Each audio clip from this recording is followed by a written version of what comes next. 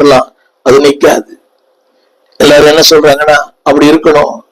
இன்றைக்கு ஆவிக்குரிய மக்கள் கூட பாருங்களேன், ஆவிக்குரிய மக்கள் அரசியலுக்காக, அரசியல் ஆதாயங்களுக்காக, அதாவது அதே பாரம்பரியம், அதே பழக்க வழக்கம், அவர்கள் கூட இந்த கிறிஸ்தவ அரசியல் இருக்கிற அநேக கிறிஸ்தவர்கள், அது எம்எல்ஏக்களா இருக்கலாம், எம்பிக்களா இருக்கலாம், ஏன் மந்திரியா இருக்கலாம், அவர்கள் கூட ஓட்டுக்காக, மக்களுக்காக அந்நிய நகத்தோடு பிணைக்கப்படுகிறார்கள்.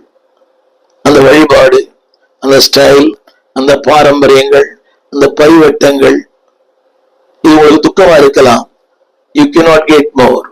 அதாவது அது முடிஞ்சிடும், இருக்கிறது மட்டும் நிற்கும், இல்லையேல் குறையும். If you want more, don't be yoked with worldly people. வசிக்கிறேன், அந்நிய நுகத்திலே பணம் வரலாம், பதவி வரலாம், எவ்வளவு வேணும் வரலாம், ஆனால் உடைய இந்த மோர் இன்னும் அதிகப்படியான ஆசீர்வாதத்திற்கு ஒரு முற்றுப்புள்ளி வந்துடும். அடுத்த வார்த்தை அவிசுவாசிகளோடு கூட, அவனோட பேசக்கூடாது, பழகக்கூடாதுன்னு அர்த்தம் அல்ல. பேசுங்க, பழங்க. ஒரு வார்த்தை எழுதப்பட்டிருக்கிறது, டோன்ட் பி யோக்ட்.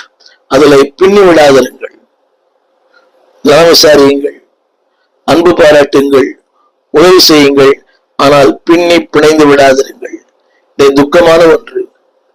கிறிஸ்து குடும்பத்தில் பிறந்த பெண் பிள்ளைகள், கிறிஸ்து குடும்பத்தில் பிறந்த ஆண் பிள்ளைகள் யோசித்து பாருங்கள். அந்நிய நுகத்தோடு, ஆண்டவர் அறியாத பெண், ஆண்டவர் அறியாத பையன்.